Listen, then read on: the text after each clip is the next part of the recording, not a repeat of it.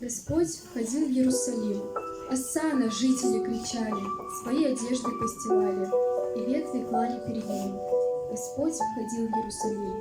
Встречали своего царя, и млад, и стар там ликовали, но только вот они не знали, что сами предадут Христа, Мессию, своего царя. Каких-то 5 коротких дней, какие-то 4 ночи.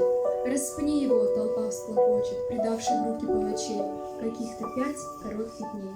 О, как непостоянны мы! Сегодня славим и ликуем, а завтра судим и бичуем, забыв обеты все свои. О, как непостоянны мы! Иерусалим, Иерусалим! О, если б мог собрать под крылья и защитить от бед, насилия он, как птенцов, детей своих, но был отвержен Божий сын.